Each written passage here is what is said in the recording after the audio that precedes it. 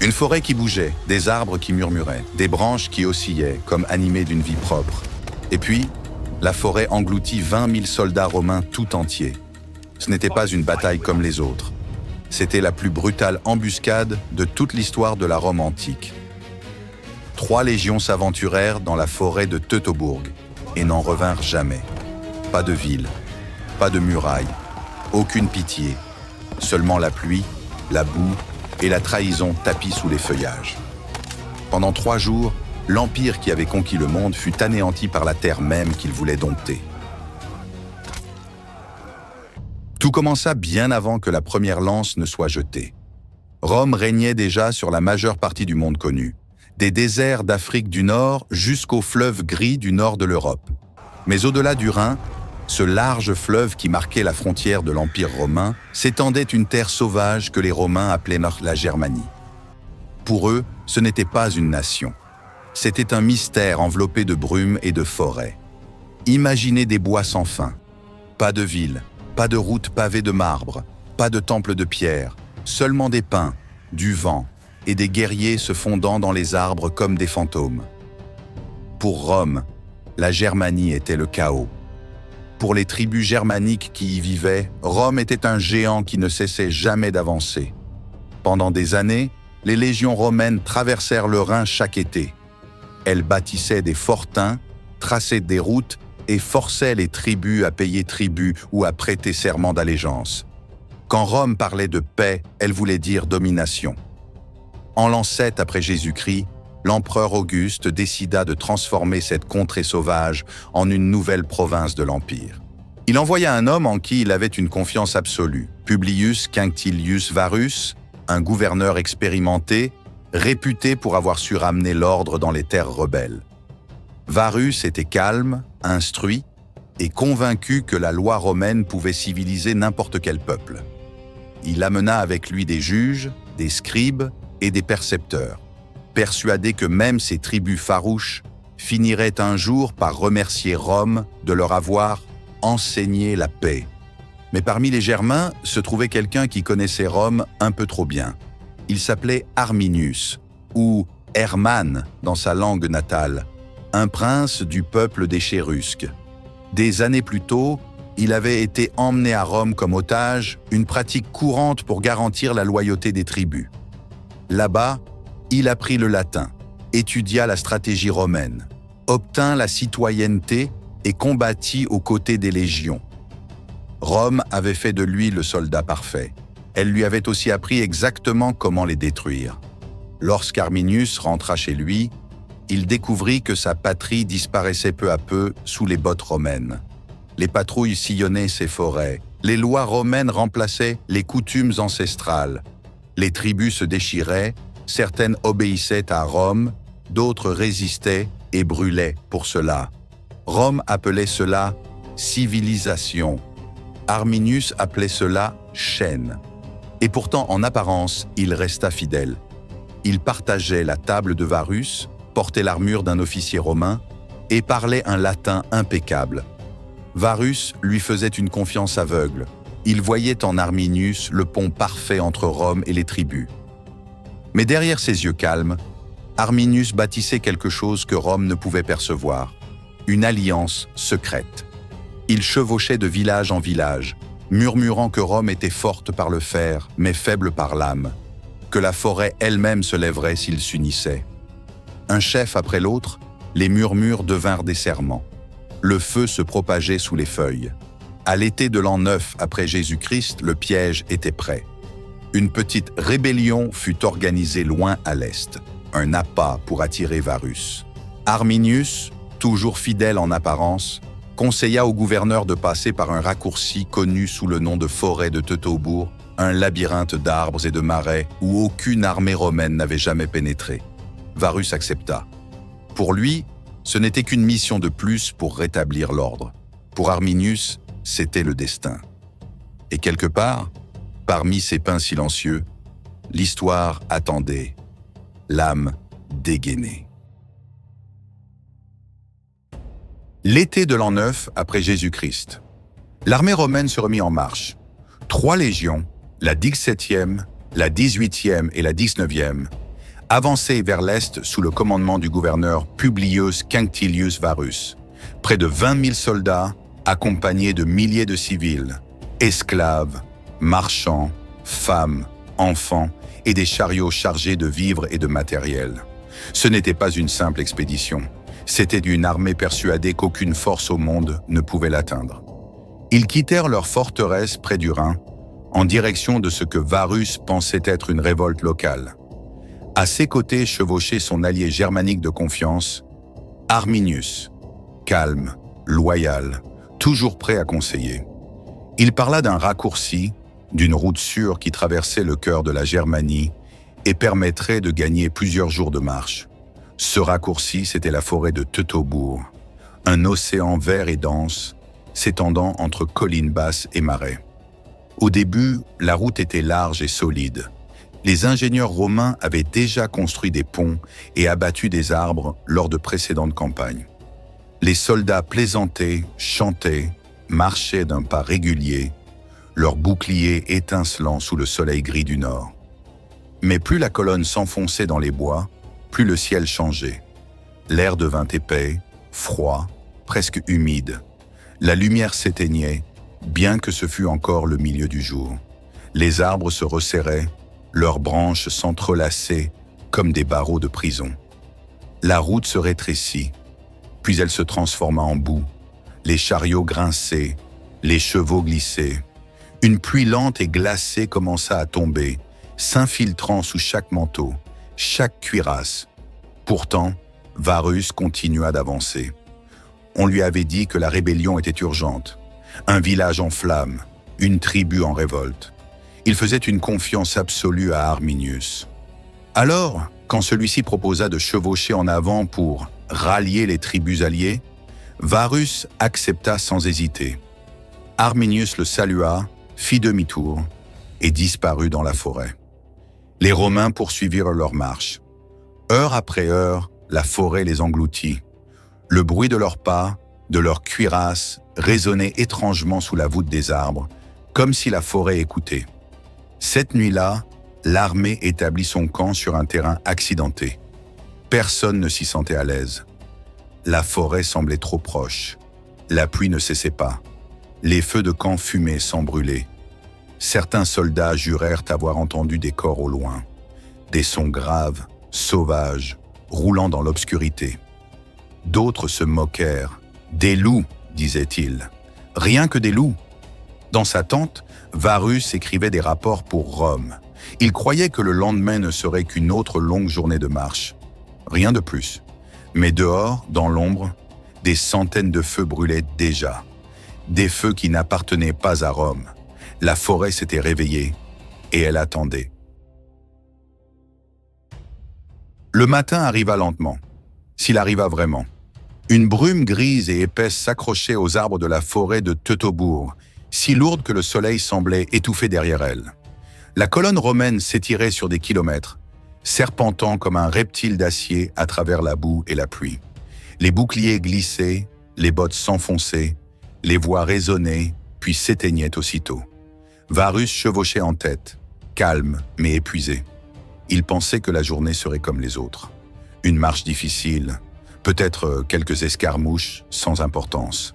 Derrière lui, les étendards de la 17e Légion pendaient, lourds de pluie. Puis, quelque part dans le brouillard, un son éclata. Bref, profond. Un corps, mais pas romain. Un autre répondit, puis un autre. De tous côtés, avant que quiconque ne puisse réagir, une pluie de javelots s'abattit depuis les arbres. Ils venèrent de nulle part, d'en haut, de l'ombre, du ver lui-même. Les hommes crièrent, les boucliers se levèrent, les chevaux s'affolèrent. Un centurion hurla à ses troupes de se regrouper, mais il n'y avait pas de place, pas d'espace pour former la célèbre muraille de boucliers romaine. Le chemin était trop étroit, la forêt trop proche. Ils étaient pris au piège, enfermés dans un tunnel de bois. L'embuscade avait commencé. Sur la crête, à droite, des guerriers germains surgirent, pieds nus, le corps peint, les cheveux longs attachés, les visages couverts de boue et de chaux. Ils disparaissaient entre les troncs, puis réapparaissaient ailleurs, frappant et s'évanouissant comme des spectres. Ils connaissaient chaque recoin de cette forêt, chaque creux, chaque ruisseau, chaque morceau de terre capable d'avaler un homme tout entier. Varus tente de reprendre le contrôle. « Refermez les rangs! Avancez! Ne vous arrêtez pas !» Mais ses ordres se perdirent dans le tumulte. Les chariots bloquaient la route. Les chevaux se cabraient. La ligne romaine se disloqua comme de la glace sous la pression. Pourtant, les Romains se battirent. Formés à obéir jusque dans l'enfer, ils levèrent leurs boucliers, formant de petits cercles, luttant contre des ennemis qu'ils distinguaient à peine. Flèches et lances s'enfonçaient dans le bois et dans la chair indistinctement. Le son était humide, rapide, incessant. Sur une pente, plus haut, Arminius observait. Il n'était plus l'allié poli, vêtu d'une armure brillante. Il portait une cape en peau de loup, le visage noirci par la cendre et la pluie. Autour de lui, les chefs tribaux rugissaient des ordres dans des langues dures et gutturales. Ils n'attaquaient pas au hasard. Ils frappaient avec précision, exactement là où la colonne était la plus faible. C'était une stratégie née de longues années à étudier le manuel de guerre de Rome. À midi, des centaines de Romains gisaient déjà morts. Les survivants titubaient vers l'avant, traînant leurs blessés, cherchant à fuir cette forêt qui semblait se refermer derrière eux. La pluie transformait le sol en un fleuve de boue et de sang. Chaque mille parcouru était une bataille à part entière. Quand la nuit tomba, ils dressèrent un camp de fortune sur une hauteur, trempés, terrorisés et silencieux. Personne ne chanta, personne ne dormit. Ils ne le savaient pas encore, mais la forêt ne les laisserait pas partir. Ce n'était pas une rébellion, c'était une exécution, et elle ne faisait que commencer. Le deuxième jour, la pluie ne cessa pas. Elle s'épaissit. Chaque goutte semblait tomber plus lourde, plus froide, comme si le ciel lui-même avait rejoint l'embuscade. Les Romains avançaient lentement, trempés, grelottants. Leur armure autrefois brillante s'était couverte de boue. Leurs manteaux rouges étaient devenus bruns, déchirés, lourds comme du plomb. Ce qui avait commencé comme une marche disciplinée n'était plus qu'une reptation désespérée. La forêt semblait sans fin. Chaque colline se ressemblait. Chaque arbre formait une nouvelle muraille. Varus envoya des éclaireurs en avant, aucun ne revint. Il commença alors à comprendre ce qu'il refusait d'admettre. Arminius était parti, et la forêt lui appartenait. Tout au long de la marche, les guerriers germains frappèrent de nouveau, jamais deux fois du même endroit. Ils attaquaient depuis les crêtes, derrière les troncs renversés, où surgissaient de nappes de brouillard. Les flèches semblaient venir du néant, frappant les hommes avant même qu'ils puissent lever leurs boucliers. Puis venaient les cris, puis le silence, puis le bruit de la pluie. Varus tenta de former une ligne de bataille, mais il n'y avait pas de champ de bataille, pas d'espace ouvert, pas d'ordre. Les chariots s'enfonçaient, bloquant la route. Les chevaux morts gisaient à moitié engloutis dans la boue. Chaque pas en avant coûtait des vies. Dans l'après-midi, il donna l'ordre de s'arrêter et de camper. Mais il n'y avait ni hauteur, ni terrain sec. Les hommes creusèrent des fossés qui se remplirent aussitôt d'eau. Ils tentèrent d'allumer des feux, mais le bois détrempé refusait de brûler. Le froid s'insinua dans leurs os. Leur nourriture était gâtée, leurs flèches ramollies. Même les plus endurcis tremblaient, non seulement de peur, mais d'épuisement. Au milieu du chaos, Varus réunit ses officiers. Les cartes ne servaient plus à rien. Il traça des lignes dans la boue avec un bâton, indiquant où il pensait trouver la rivière et la plaine ouverte. « Demain nous sortirons, dit-il. Nous abandonnons les chariots.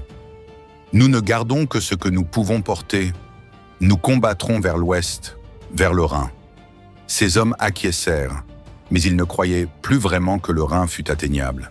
Il se trouvait à des centaines de milles, et la forêt devenait plus sombre à chaque pas. Loin au-dessus d'eux, dissimulé sur une crête, Arminius observait à travers le rideau de pluie. Il ne se précipita pas pour attaquer. Il voulait que les Romains sentent la forêt, qu'ils la sentent se refermer sur eux, qu'ils comprennent que leur discipline, leur armure, leur route ne valait rien ici. Quand la nuit tomba, le tonnerre gronda dans la vallée. Ce n'était pas seulement un orage, c'était le bruit d'un monde qui changeait. Dans le camp romain, les soldats chuchotaient la même question encore et encore. Où est Arminius? Et quelque part, au-delà des arbres, sous la pluie et le tonnerre, Arminius sourit. La réponse était simple, il était partout. Le troisième jour, la forêt ne ressemblait plus à un lieu, elle semblait vivante. Chaque bruit avait un sens, chaque ombre paraissait respirer. Les Romains se brisaient, ils marchèrent les yeux vides, leurs armures rouillées sous la pluie incessante. Leur formation, jadis symbole de perfection, n'était plus qu'un amas d'hommes perdus, pataugeant dans la boue. Puis le terrain changea encore. Le sentier montait, encaissé entre une crête abrupte d'un côté et un marais de l'autre. Ce passage étroit força l'armée à se mettre en file unique. Varus espérait que la pente annonçait la fin de la forêt. Il se trompait. Du haut de la crête retentit un son qui glaça le monde. Un corps profond, long et grave. Puis la forêt explosa. Des milliers de guerriers germains dévalèrent la colline. Ce n'étaient pas des sauvages désordonnés, c'étaient des chasseurs. Leurs boucliers étaient ronds, peints de noir avec de la cendre. Leurs javelots légers, parfaits pour voler sous la pluie. Leurs cris résonnaient à travers les arbres, comme le tonnerre dans une caverne.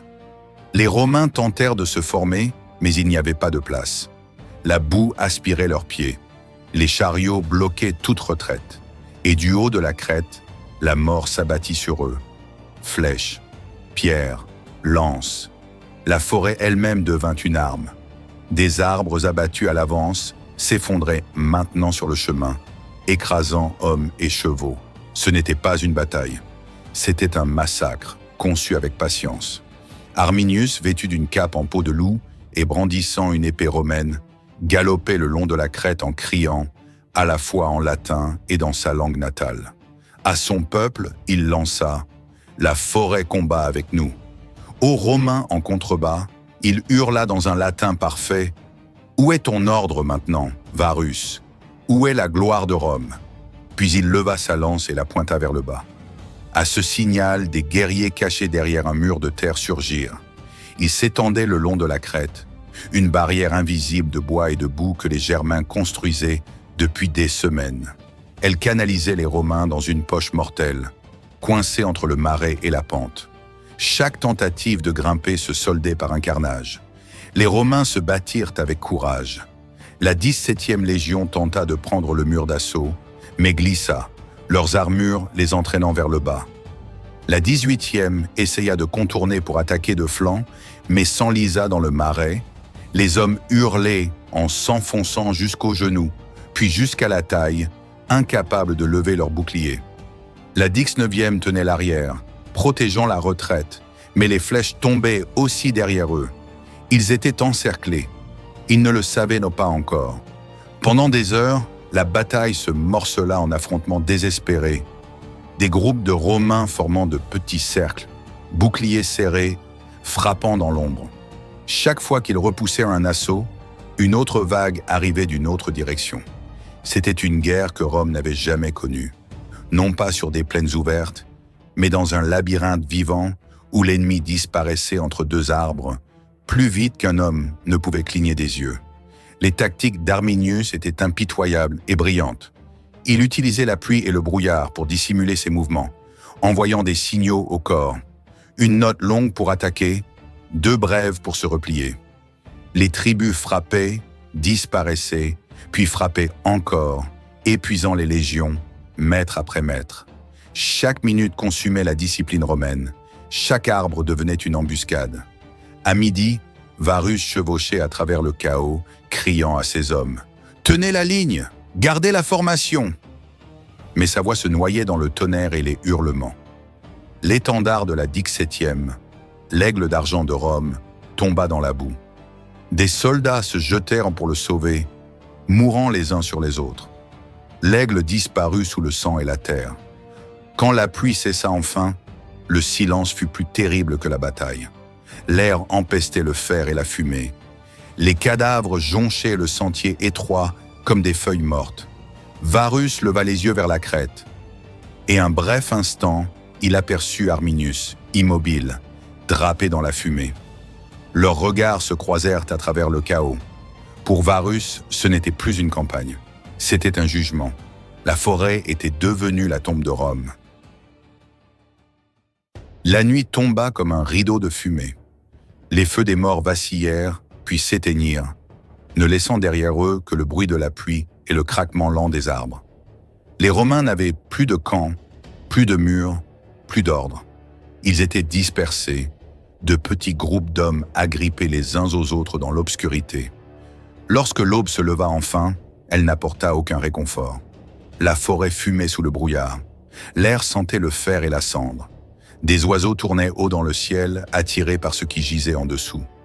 Varus chevauchait parmi les débris de son armée. Ce qu'il voyait n'était plus une armée, mais une procession de fantômes. Des hommes marchaient sans casque, certains sans armes, d'autres aveugles, le visage couvert de sang. Ils trébuchaient entre des chariots brisés, des corps tordus dans la boue, des étendards romains pendants et déchirés. De tous côtés revint le même son, le corps, grave, ininterrompu. Ce n'était pas un appel à l'assaut, c'était un battement de cœur, le cœur de la forêt. Alors le piège final se referma.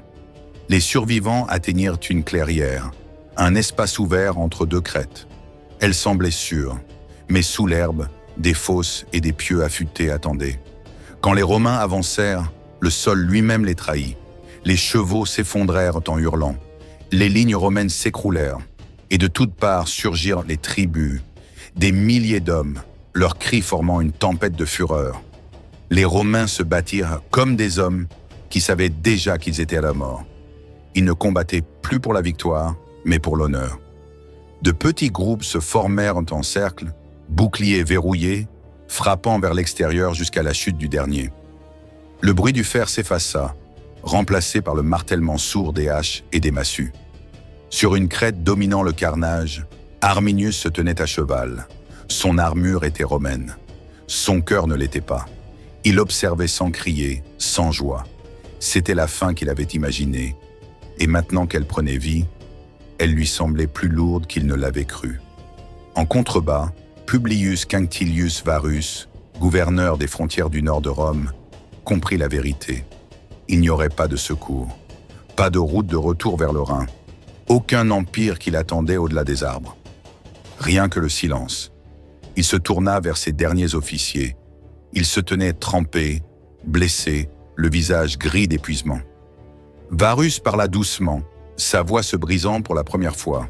« Rome ne nous verra pas ramper. » Puis il tira son épée. Les chroniques racontent qu'il tomba de sa propre main. Une fin romaine pour une tragédie romaine. À la tombée de la nuit, la forêt appartenait entièrement aux morts. Les 17e, 18e et 19e légions n'existaient plus. Leurs aigles, les étendards sacrés d'argent de Rome, reposaient engloutis dans la boue. La fierté d'un empire, ensevelie sous les racines et la pluie. Lorsque la tempête se dissipa, quelques jours plus tard, Arminius marcha parmi les restes. Il ne sourit pas. Il ordonna qu'on achève rapidement les Romains blessés, une forme de miséricorde. Il regarda les armes brisées, les armures éclatées, et dit simplement « La forêt garde ce qu'elle prend ». Pour Rome, la nouvelle était impensable. Quand le message parvint à l'empereur Auguste, il déchira sa robe et cria « Quinctilius Varus, rends-moi mes légions ». Rome ne les revit jamais. La frontière de l'Empire recula jusqu'au Rhin. La Germanie resta indomptée. Et dans les siècles qui suivirent, la bataille de la forêt de Teutobourg demeura le jour où l'Empire a pris la peur. La forêt se tient toujours là. Et si vous avancez assez loin dans sa brume, on dit que vous pouvez encore l'entendre. Les corps, la pluie et l'écho des 3 légions perdues qui marchèrent vers le Ver et n'en revinrent jamais.